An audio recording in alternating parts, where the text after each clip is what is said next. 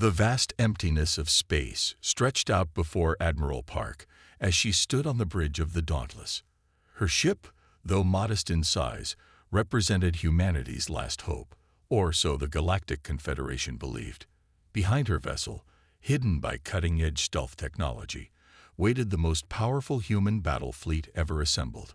"Status report," Park ordered, her voice steady despite the weight of responsibility pressing down on her shoulders.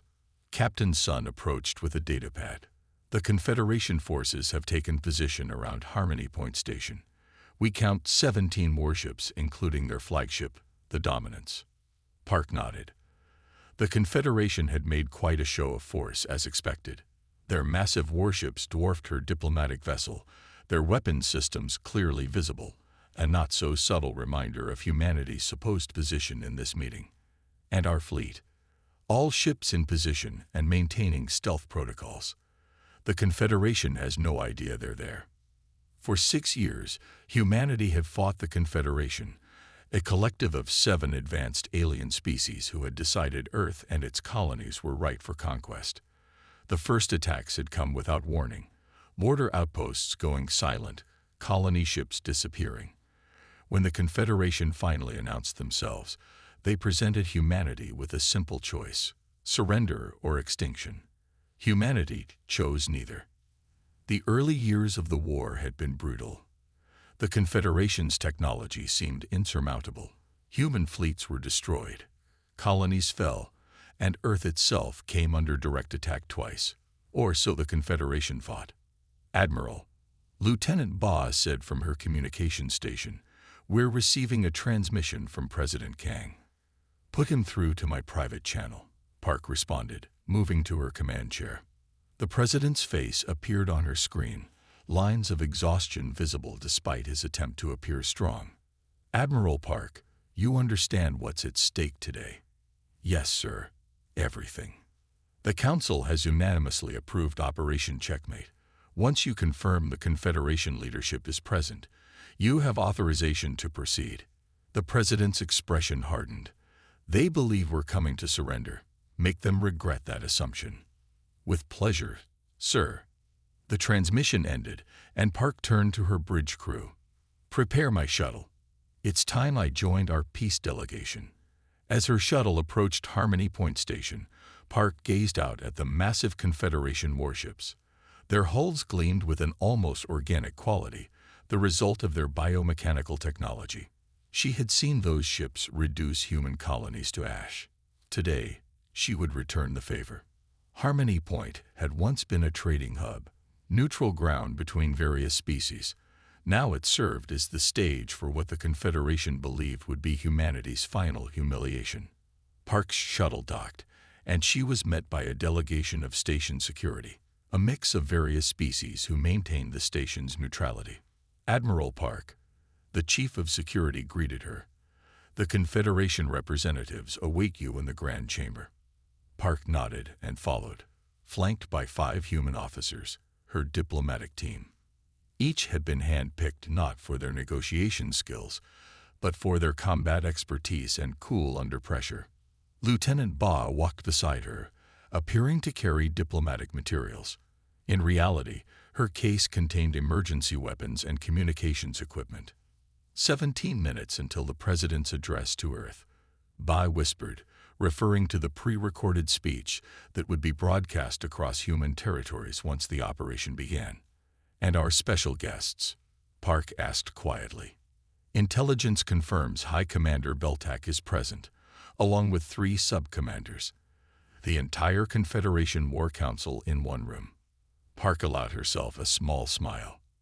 Perfect. The Grand Chamber was impressive.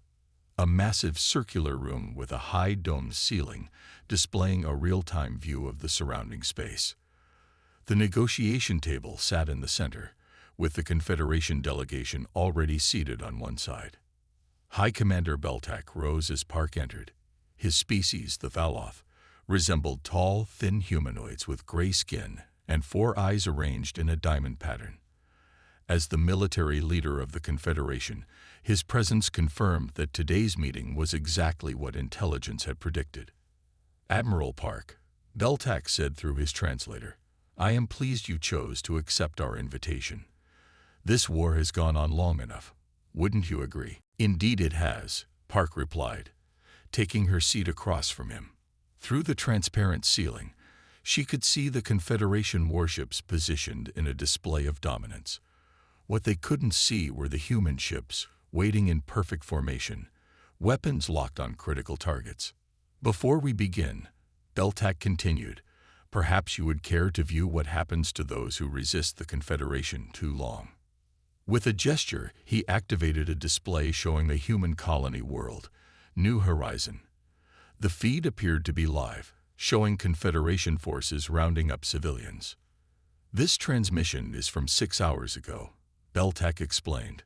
"By now, New Horizon's resources have been integrated into the Confederation. Its people have been processed for labor distribution." Park maintained her composure despite the rage building inside her. "Processed? A humane term for what is necessary," another Confederation leader added. "Your species reproduces quickly. That has value." Park understood the meaning behind the euphemism. Humanity had suspected for months that the Confederation wasn't just conquering human worlds, they were harvesting humans themselves. "Now," Beltac continued, sliding a data tablet across the table, "these are our terms for humanity's surrender. As you can see, they are quite generous, considering your position." Park glanced at the tablet without touching it. The terms were exactly as expected. Complete disarmament, Confederation governors installed on all human worlds, resource extraction rights, and population management. Genocide with a bureaucratic name. As she pretended to review the document, Park touched her uniform collar twice, activating the quantum communicator hidden there. A simple signal, but one that would travel instantly to the waiting human fleet. "Before I respond," she said carefully, "I'd like to know one thing. The colony on Proxima Centauri, was that your first target? Or had you been watching us longer?" Beltac's 4 eyes blinked in sequence, a sign of amusement. "We have studied your kind for decades, Admiral. Your technology, your tactics, your weaknesses. That is why your resistance, while admirable, was always futile." At that moment, Lieutenant Lee approached and discreetly handed Park a datapad. On it was a single line of text. "The board is set." Park looked up at Beltac and the assembled Confederation leadership. For years, they had believed they were fighting a desperate, outmatched human resistance. They never considered they were being played. "High Commander," Park said, rising to her feet, "humanity does have a response to your terms." She pressed her palm firmly on the table, activating the hidden signal device. "Checkmate begins now." The Grand Chamber fell silent as Admiral Park stood.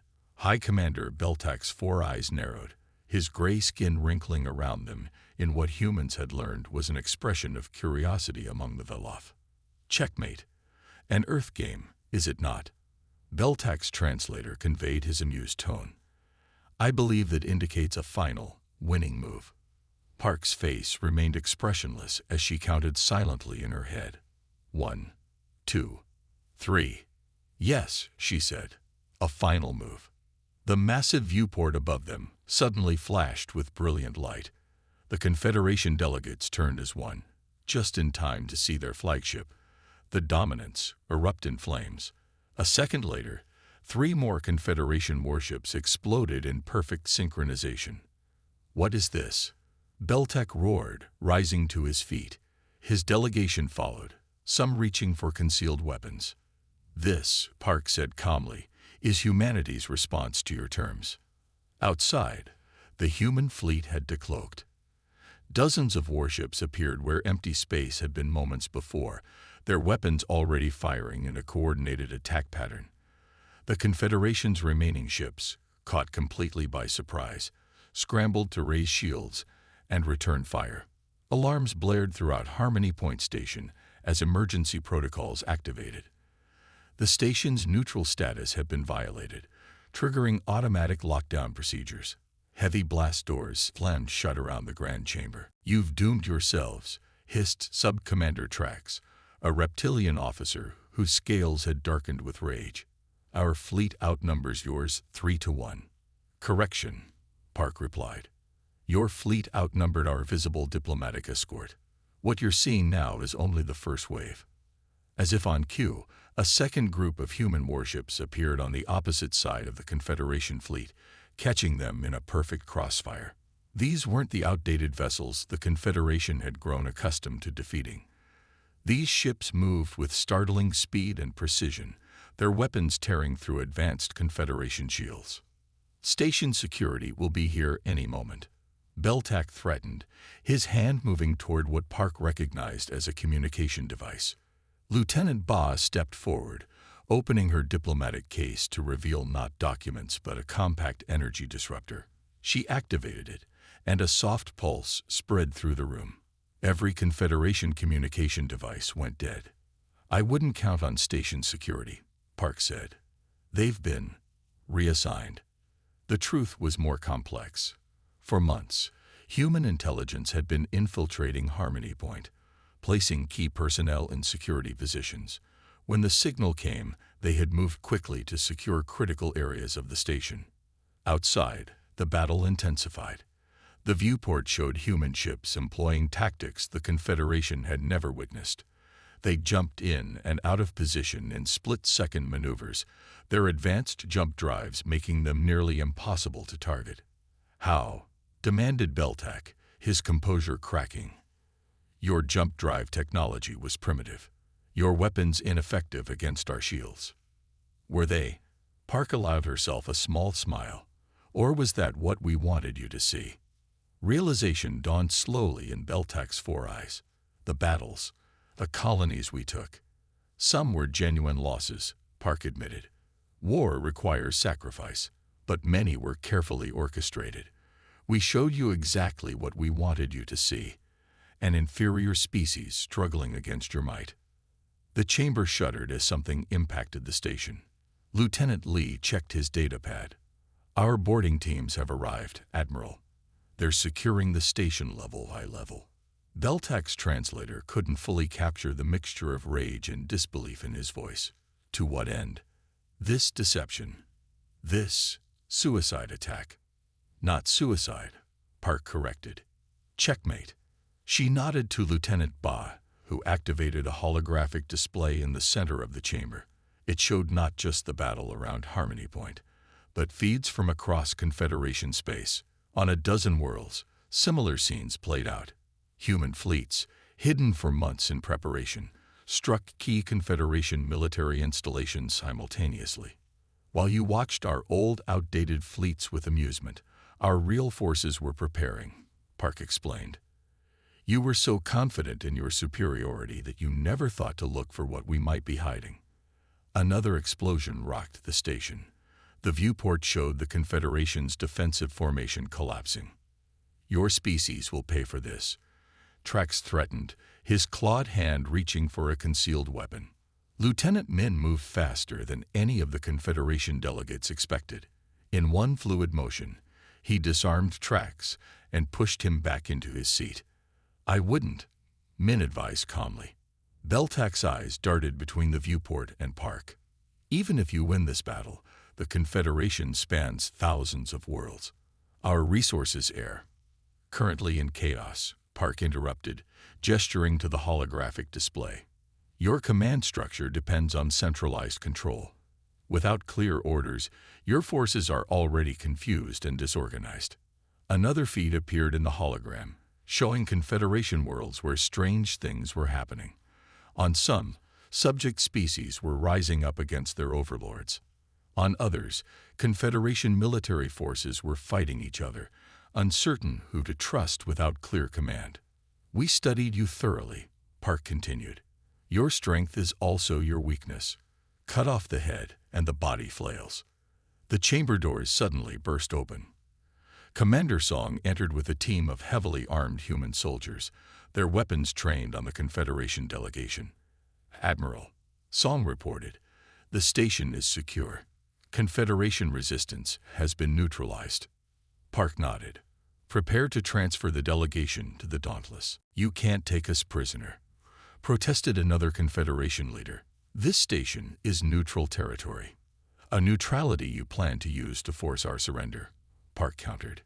Besides, we're not taking you prisoner. You're now diplomatic guests of humanity. She gestured for her team to secure the Confederation leaders. As Beltac was led away, he stopped before Park. "You realize what you've done?"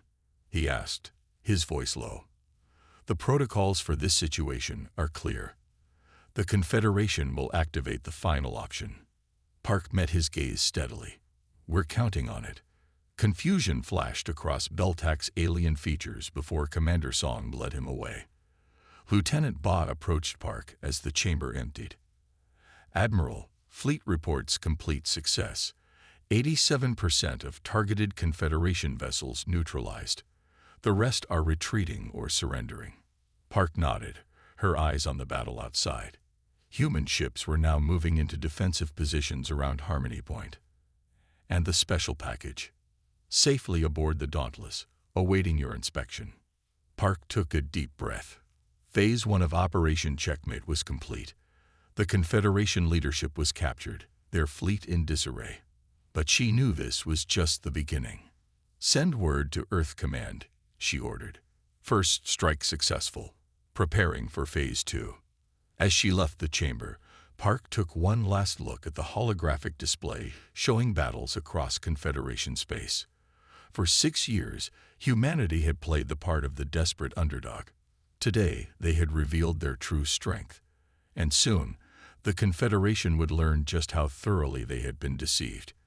Commander Song moved swiftly through the corridors of Harmony Point Station, leading Admiral Park and the human delegation toward the docking bay.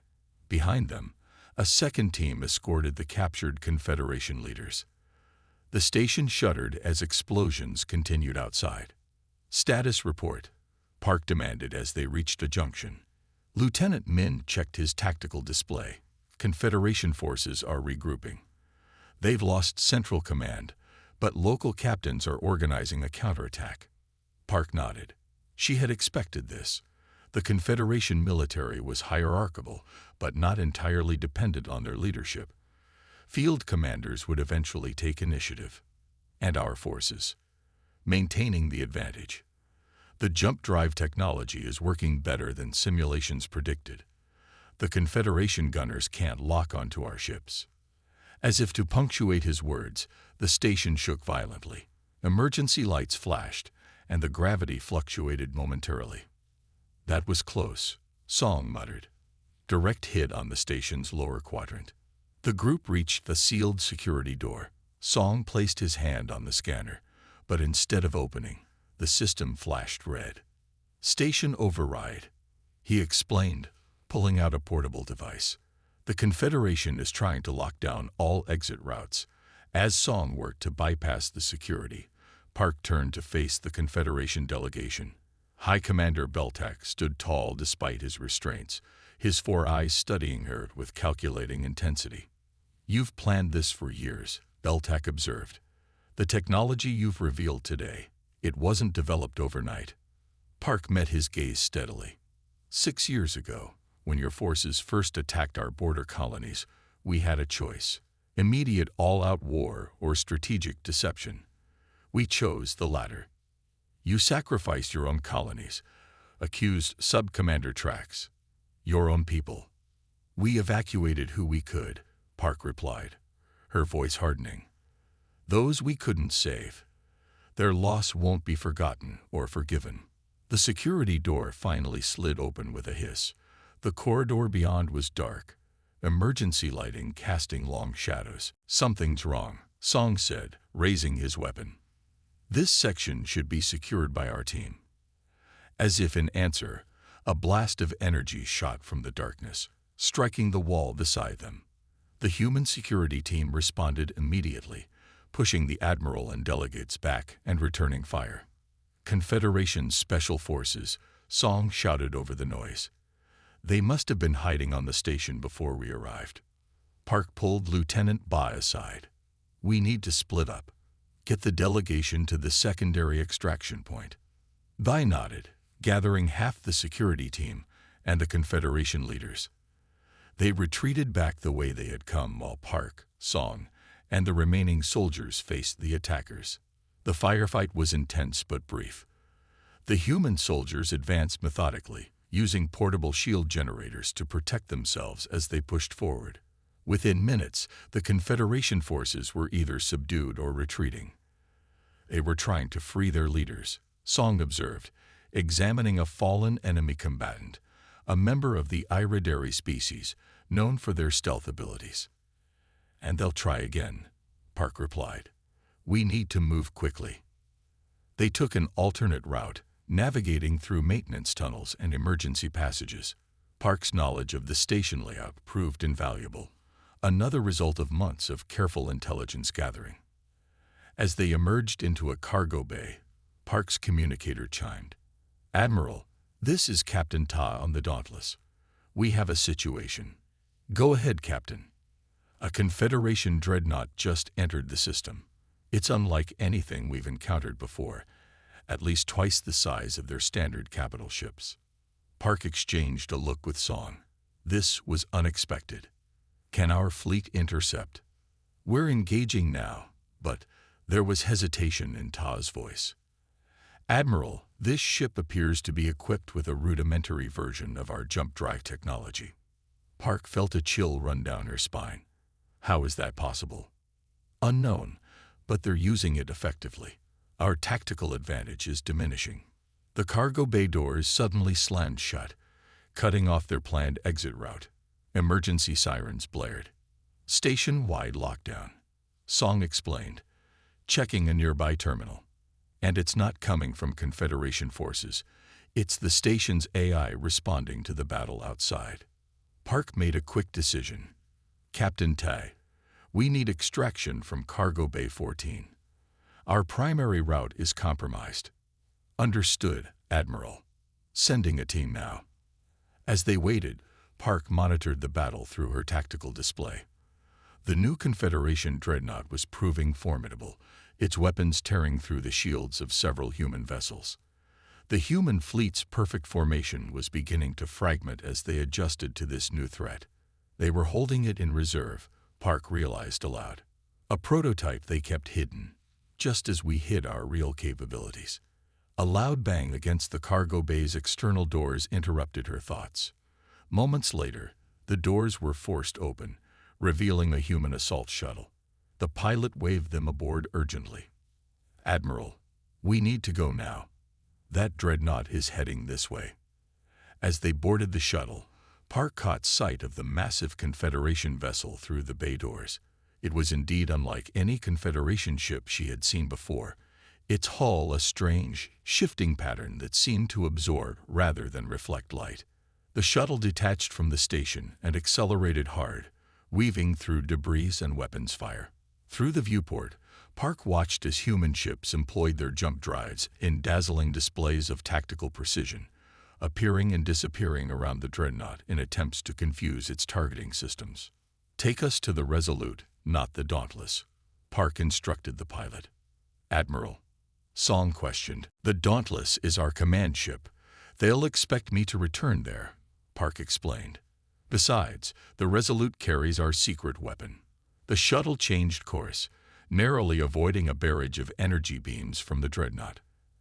As they approached the Resolute, a smaller, faster vessel designed for special operations, Park's communicator signaled again. Admiral, Lieutenant Bay reporting. We've secured the Confederation delegation aboard the Dauntless, but we've encountered a problem. High Commander Beltac is demanding to speak with you. He says he has critical information about the dreadnought. Park considered this. Could be a trap. Possibly, Bai agreed. But he seems genuinely concerned. His exact words were, "That ship shouldn't be here."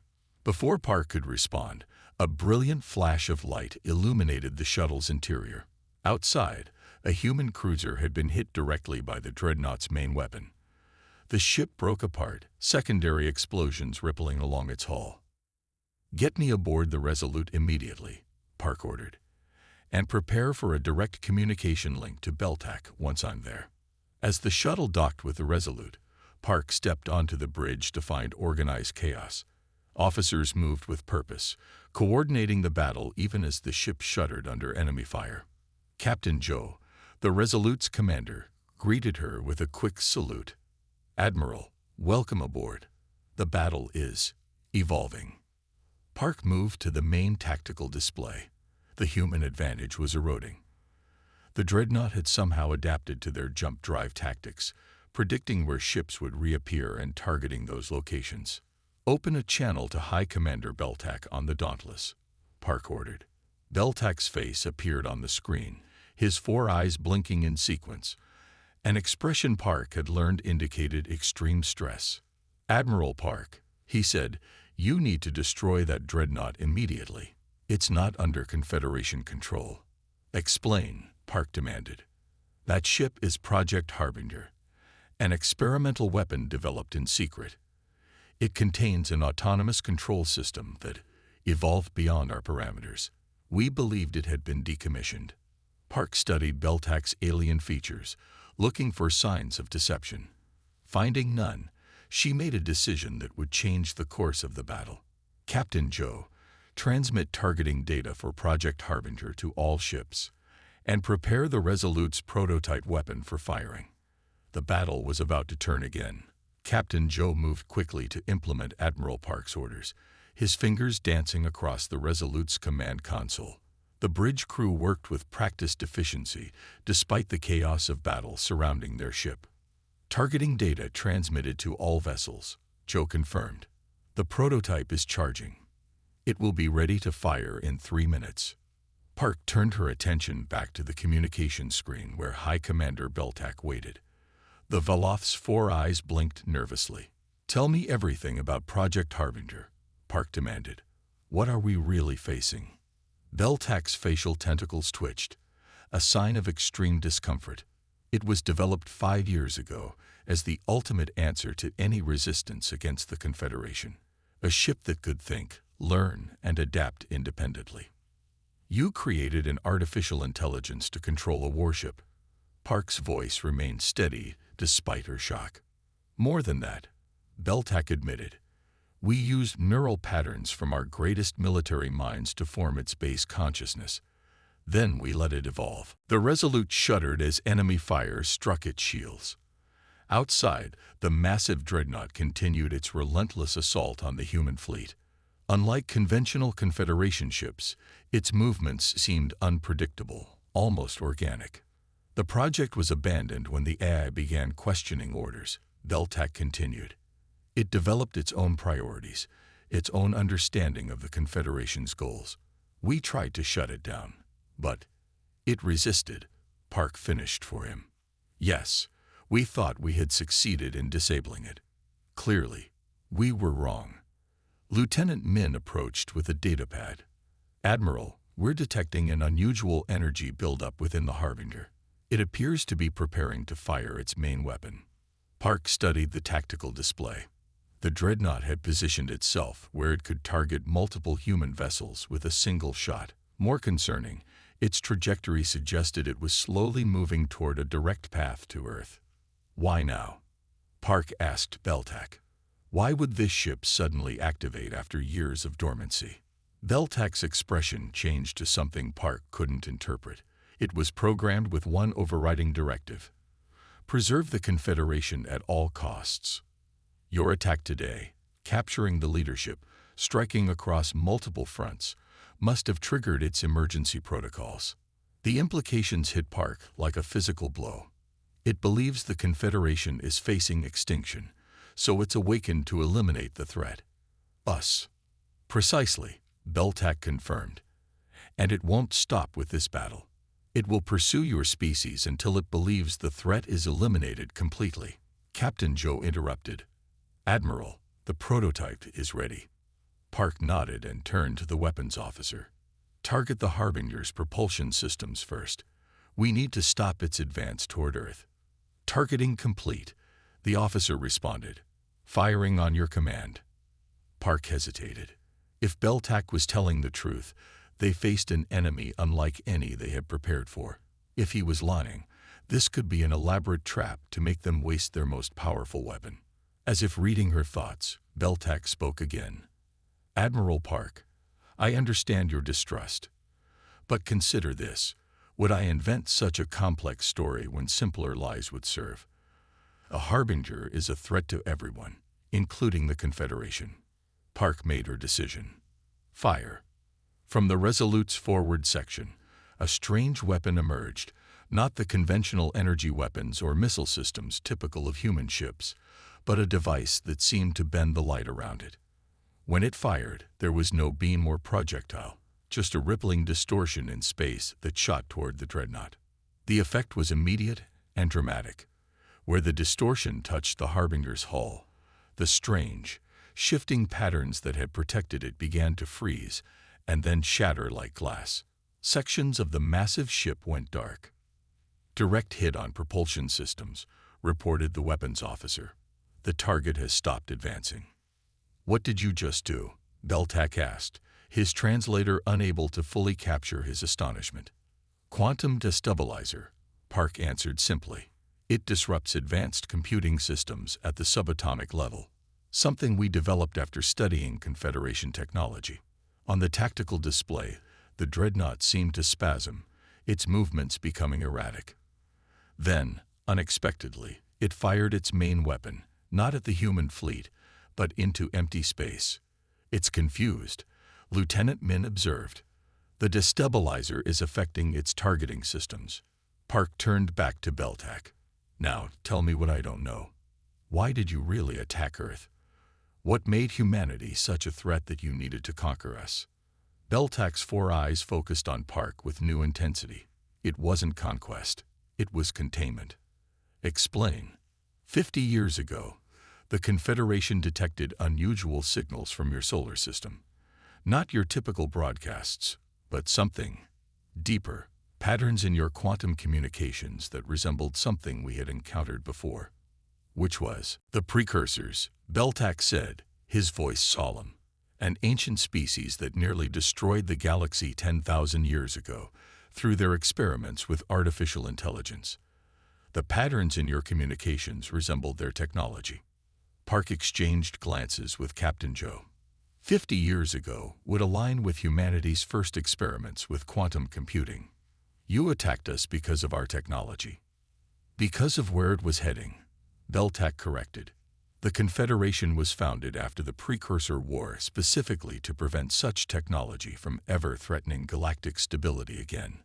When we detected it developing independently on Earth, protocols were clear. The irony wasn't lost on Park.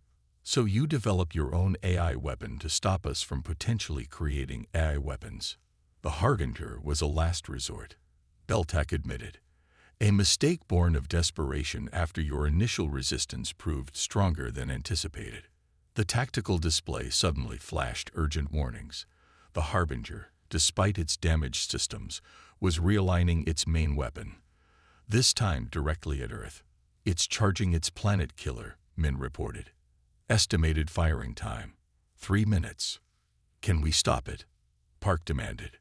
The destabilizer needs 5 minutes to recharge, Captain Joe replied grimly. Park made a quick decision. Order all ships to concentrate fire on the Harbinger's main weapon array. Every available vessel, maximum firepower. As the orders went out, the human fleet began to reorganize, ships jumping into new formations to target the dreadnought. But Park knew it might not be enough. The Harbinger's armor had resisted their conventional weapons before. There is another option, Beltac said quietly. The Harbinger has a manual override system, a physical shutdown sequence that can only be activated from its command center, which would require boarding a hostile AI-controlled dreadnought, Park concluded. Yes, I can provide the override codes and procedures, but someone would need to reach the core. Park looked at the tactical display again. The Harbinger's weapon continued charging, now at 40% capacity. Earth remained its target. Captain Joe, prepare a boarding team.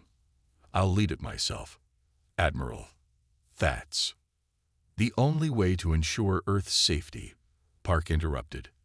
And perhaps the first step towards something neither humanity nor the Confederation expected today. What's that? Beltac asked. Park's eyes met his across the communication screen. Understanding. Admiral Park moved with purpose through the narrow corridors of the assault shuttle, checking her weapon as Commander Song and a team of elite soldiers prepared for what might be a suicide mission. The shuttle accelerated toward the massive Harbinger, dodging debris and energy blasts from the ongoing battle. "We'll have one chance," Park told the team. "Once we're aboard, we have less than 4 minutes to reach the command center and input the shutdown codes before the planet killer weapon fires." Through the shuttle's viewport, the Harbinger grew larger, a behemoth of strange, shifting metal that seemed almost alive. Damage from the quantum destabilizer was visible on sections of its hull, creating areas of dead, darkened material amid the swirling patterns. "Approaching breach point," the pilot announced. 30 seconds. Park activated her communication link to the Resolute. "Captain Joe, is the distraction ready?" "Yes, Admiral. All ships are prepared to concentrate fire on the opposite side of the Harbinger on your mark." Park nodded to Commander Song, who distributed small devices to each team member. "Quantum disruptors," he explained. "Short-range versions of the weapon we used earlier. They should temporarily confuse the ship's internal defenses near you." "Mark," Park commanded. On the tactical display, dozens of human vessels suddenly focused their attack on a single section of the Harbinger's hull. The dreadnought responded immediately, diverting defensive systems to counter the unexpected assault. "Now," Park ordered the pilot. The shuttle accelerated to maximum speed, aiming for a damaged section of hull near what Beltac had identified as an access point. The collision was jarring but controlled, the shuttle's reinforced nose cone penetrating the weakened hull. Automatic systems deployed a sealed corridor connecting the shuttle to the breach. "Go, go, go," Commander Song shouted. The boarding team rushed through the connection into the Harbinger. Inside, the corridors were unlike any ship they had encountered. Organic curves rather than manufactured angles, with surfaces that pulsed with faint light. "This way," Park directed, following the schematics Beltac had provided. "The central core is 3 levels down." They encountered resistance almost immediately. Not Confederation soldiers, but automated defense drones that emerged from the walls themselves. The team's weapons seemed initially ineffective against them, the energy blasts absorbed by the same strange material that composed the ship's hull. "Use the disruptors," Song ordered. When activated, the small quantum disruptors created fields of subatomic chaos. The defense drones that entered these fields stuttered and fell, their advanced systems unable to maintain coherence. "The ship knows we're here," Lieutenant Min observed as they fought their way deeper. "It's learning from each encounter." She was right. Each wave of defensive measures seemed more adapted to their weapons and tactics. The quantum disruptors became less effective with each use, as if the ship was developing immunity. "It's the AI," Park said, as they descended a twisting passage that seemed to contract behind them. "Remember what Beltac said, it learns and evolves." They reached a massive chamber that had to be the heart of the ship. In the center stood not a conventional reactor or engine, but a crystalline structure that pulsed with energy and data. Around it, control interfaces floated in midair, their surfaces shifting with symbols and patterns. "The command center," Park confirmed. "Find the primary interface." As the team spread out, the ship's resistance intensified. The walls themselves began to change, growing protrusions that reached toward the intruders. The floor became unstable, sections rising and falling unpredictably. There, Lieutenant Min pointed to a distinct console near the crystal core. "That matches Beltac's description of the override terminal." Park moved toward it, but a section of floor suddenly dropped away beneath her feet. Commander Song lunged forward, catching her arm just before she fell into the darkness below. "I've got you, Admiral," he grunted, pulling her to safety. 2 minutes until the weapon fires," Min warned, checking her tactical display. Park reached the terminal, its surface changing rapidly as if trying to prevent her from using it. She pulled out a device Beltac had provided, a Confederation command key that would force the system to accept manual input. "Cover me," she ordered as she inserted the key. The ship's reaction was immediate and violent. The entire chamber shuddered, and defense drones poured in from multiple entrances. The team formed a perimeter around Park, fighting desperately to give her time. The terminal stabilized, accepting the command key. Alien symbols appeared, waiting for input. Park began entering the complex sequence Beltac had provided, her fingers moving with practiced precision despite the chaos around her. 1 minute remaining. Min shouted over the noise of battle. Park continued the sequence, ignoring the sounds of combat behind her. A soldier cried out as a defense drone broke through their perimeter. Commander Song intercepted it before it could reach Park, grappling with the machine as it tried to pull him into the wall itself. "Almost there," Park muttered, inputting the final symbols. The terminal flashed, then changed to display a new interface, one requesting final confirmation. 30 seconds. Min's voice was tight with tension. Park pressed her palm against the final command. And for a moment, nothing happened. Then the crystalline core began to pulse more slowly, its light dimming. The defense drones stopped in mid-attack, dropping to the floor like puppets with cut strings. "Weapon charging sequence aborted," Min confirmed, relief evident in her voice. "We did it." The ship around them seemed to sigh, the organic-looking surfaces becoming still. Park didn't celebrate yet. According to Beltac, there was one more step. "The consciousness core needs to be physically disconnected," she said, approaching the crystal structure. "Otherwise, it might restart." Following Beltac's instructions, she located a series of connection points where the crystal joined the ship's systems. One by one, she deactivated them, watching as the light within the core faded.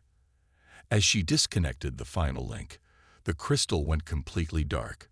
Throughout the ship, systems began shutting down, emergency lighting activating as primary power failed. "Admiral," Min called out, checking her tactical display. "The human fleet reports the Harbinger has gone completely inert. No energy signatures, no defensive systems. We've neutralized it." Park nodded, finally allowing herself to breathe normally. "Signal the Resolute. Tell them the mission is complete and to prepare for extraction." As they made their way back to the shuttle, navigating through the now dormant ship, Park's communicator activated. It was Captain Joe from the Resolute. "Admiral, you should know. Something's happening throughout Confederation space. We're receiving reports that subject worlds are declaring independence. Military vessels are standing down or joining the rebellion." The power vacuum, Park realized. With the leadership captured and no clear chain of command. "The Confederation is collapsing," Joe confirmed. 3 days later, Admiral Park stood in what had once been the Confederation High Council chamber on their capital world. Around a large circular table sat representatives not just from Earth, but from 24 formerly subjugated species. High Commander Beltac and the surviving Confederation leaders sat opposite her, no longer prisoners but not quite equals either. "The document before you," Park addressed the gathering, "establishes the framework for the Galactic Alliance. Unlike the Confederation, this will be a true partnership of equals. No species will rule over another. Technology will be shared, not hoarded. And together, we will face challenges no single civilization could overcome alone." She looked directly at Beltac, including the proper development of artificial intelligence. Beltac's 4 eyes blinked in sequence, an expression Park now recognized as acknowledgement. "The irony is not lost on us, Admiral.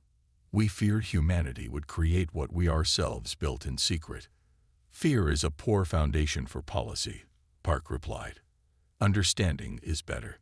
One by one, the representatives approached the document, adding their signatures or equivalent marks of approval. When it was done, the Treaty of New Harmony was official, the founding document of a new galactic order. Later, Park stood at a viewport overlooking the capital city, where celebrations had already begun.